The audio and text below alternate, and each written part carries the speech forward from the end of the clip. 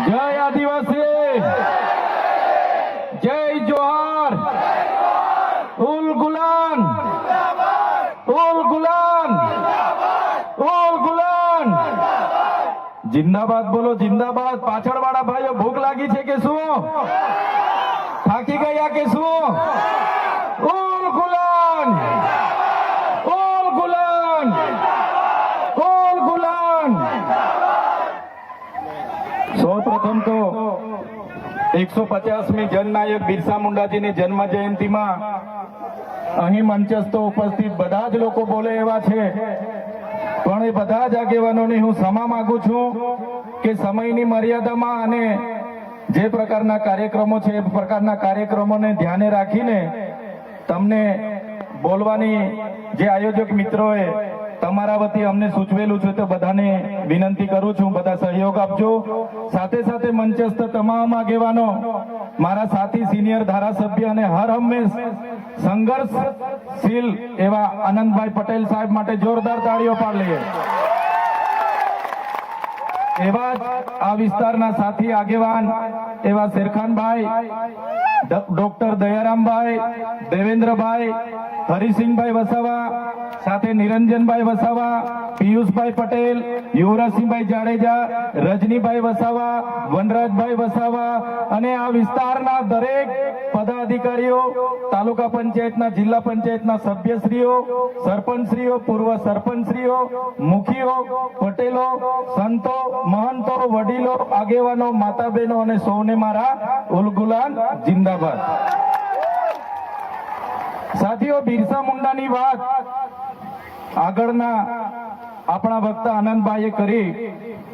એમનો જન્મ 1875માં ખૂંટી જિલ્લાના ઉલહતુ ગામમાં થયો। એક સામાન્ય પરિવારમાંથી એમણે તે વખતે જોયું કે અંગ્રેજો દ્વારા આપણા આદિવાસીઓની જળ, જંગલ, જમીન પર તરાપ મારવામાં આવે છે, આદિવાસીઓ પર કરવેરા નાખવામાં આવે છે અને 1899માં મુંડા વિદ્રોહ અંગ્રેજો સામે થયો। એની નેતાગીરી બિરસા મુંડાજીએ લીધી અને એમાં એમની ધરપકડ કરવામાં આવી।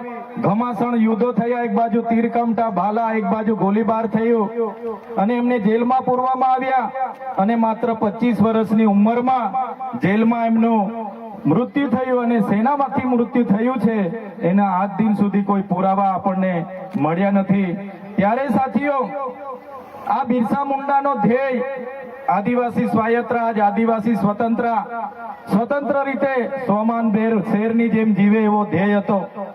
તમને ને અમને બધાને ઇતિહાસમાં ભણાવવામાં આવ્યો ઉત્ક્રાંતિવાદ, ચાર્લ્સ ડાર્વિનના ઉત્ક્રાંતિવાદના સિદ્ધાંતોમાં જણાવવામાં આવ્યું કે જ્યારે આ પૃથ્વી પર માનવી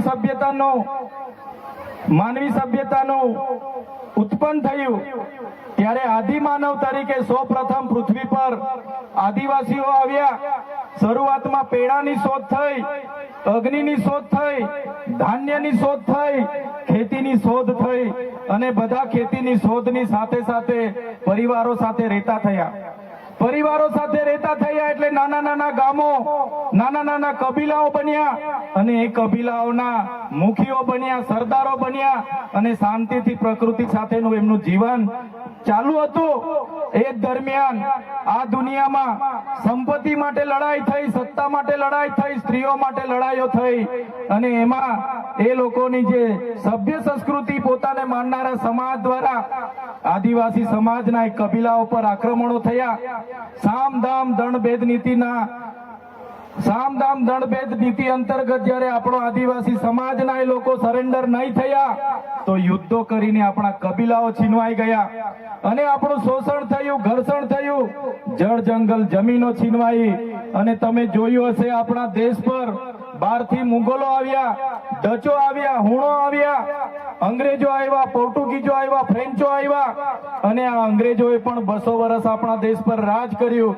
એ ઇતિહાસથી લઈને આજ દિન સુધી આદિવાસીઓનું માત્ર ને માત્ર શોષણ થતું આવ્યું છે।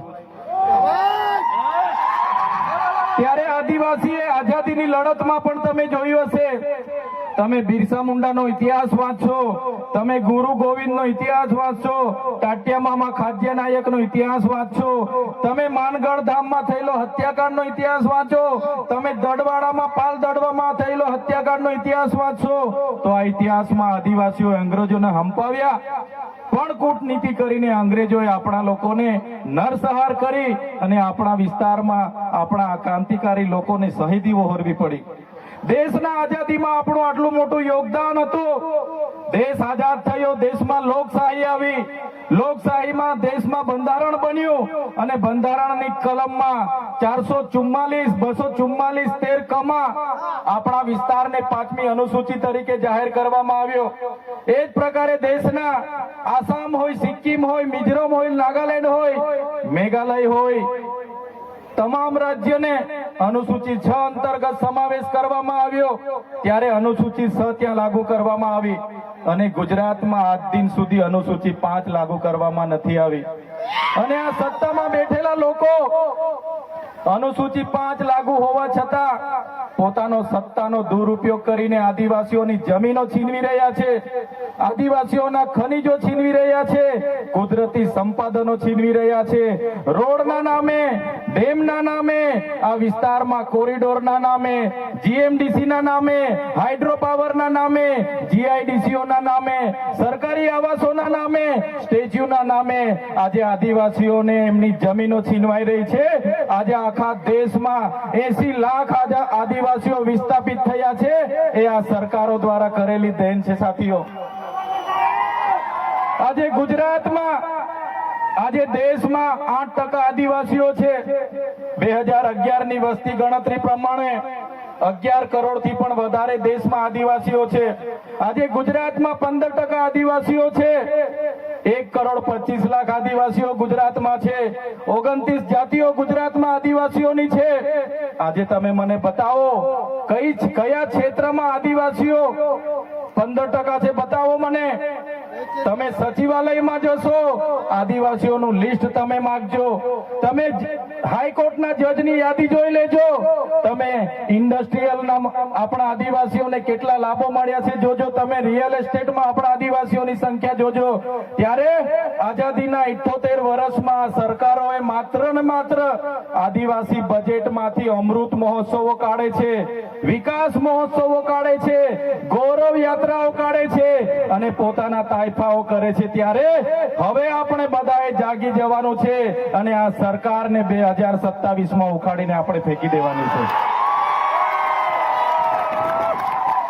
સાથીઓ, અમે 4 વર્ષ પહેલા જનનાયક બિરસા મુંડાજીની પ્રતિમા ડેડિયાપાડામાં સ્થાપના કરતા હતા અને એમના વિચારોને ઉજાગર કરવા માટે, એમના વિચારોમાંથી આવનારી પેઢી પ્રેરણા લે માટે અમે ત્યાં પ્રતિમા સ્થાપિત કરતા હતા.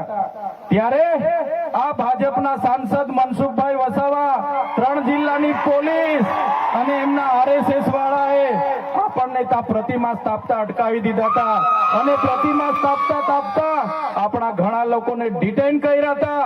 3 જિલ્લાની પોલીસ અમને પકડવા માટે આવી હતી, છતાં આપણે એમનાથી ડર્યા નથી અને બિરસા મુંડાની પ્રતિમા ડેડિયાપાડામાં સ્થાપિત કરી છે.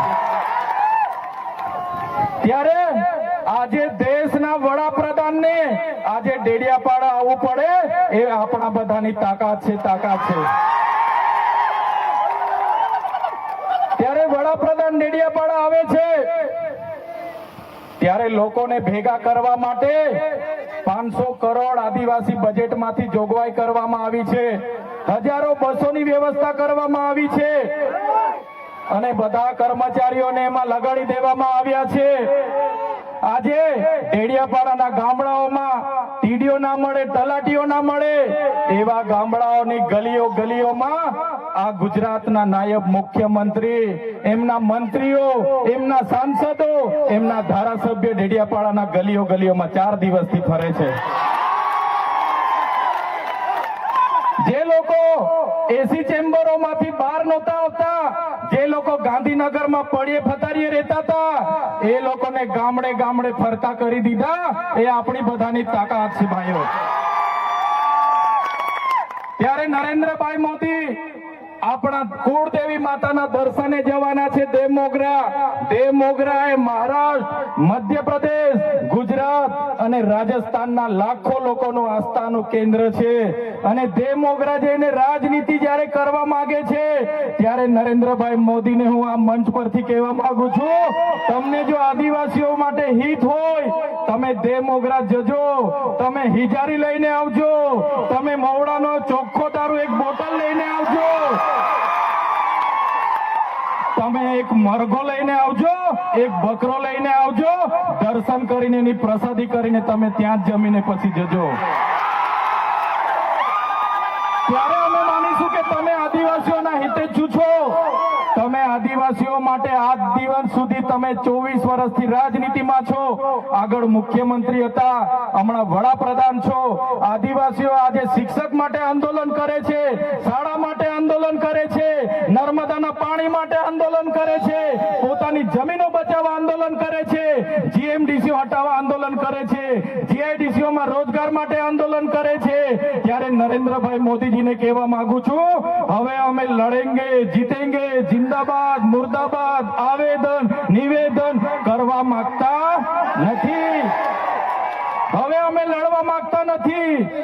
હવે ધરણા પ્રદર્શન બંધ, હવે આંદોલન બંધ.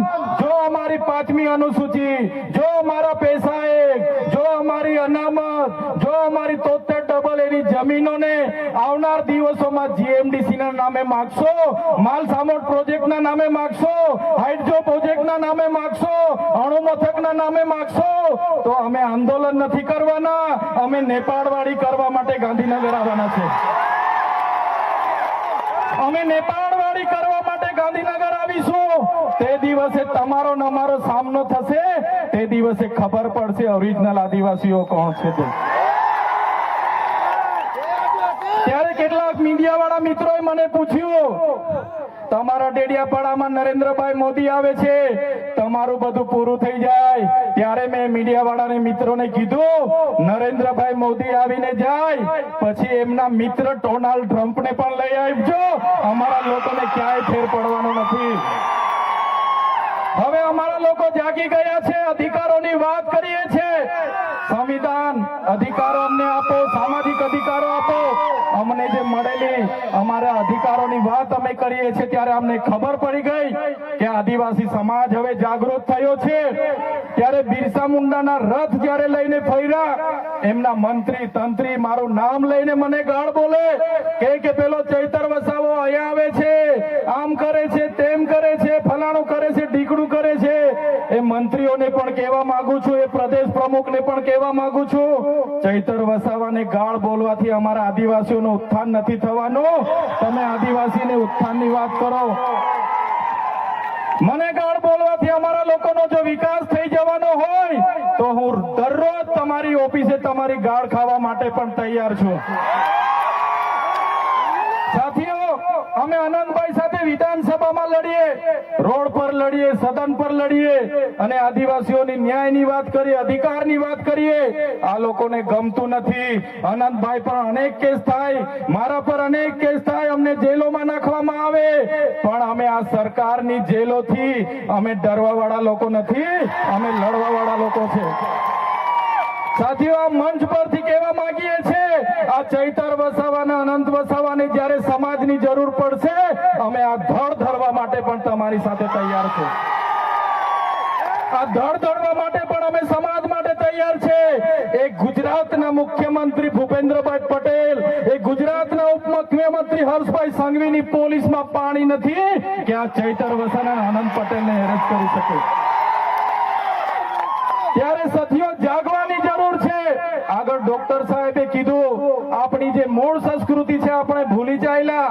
આપણો નંદરિયો દેવ, આપણો ગામનો હિમારિયો દેવ, આપણો વાઘ દેવ, ગોવાળ દેવ, આપણો કાળિયો ભૂત, આપણે ધરતી માતાને પૂજનારા, આપણે નદી નાળાને પૂજનારા, આપણે ચંદ્ર અને સૂર્યને પૂજનારા, આપણે પ્રકૃતિના પૂજક તરીકે છે. ત્યારે જન્મ મરણની વિધિ, લગ્નની વિધિ આપણે ભૂલી ચાલ્યા છે. ત્યારે આજે આ લોકો આપણા પર જાતિનો દાખલો માંગે છે, પુરાવા માંગે છે. ભણેલા છોકરાઓને પૂછી લો. સાથીઓ, જે આપણી રીત પરંપરાઓ છે, આપણો જે પહેરવેશ છે, આપણા પૂર્વજો આઝાદી પહેલા ઓળખી કાઢતા હતા. ગોરા અંગ્રેજો આવ્યા, એમના પહેરવેશ એમની બોલી પરથી આપણા પૂર્વજો જાણી ગયા કે આપણા દુશ્મન છે.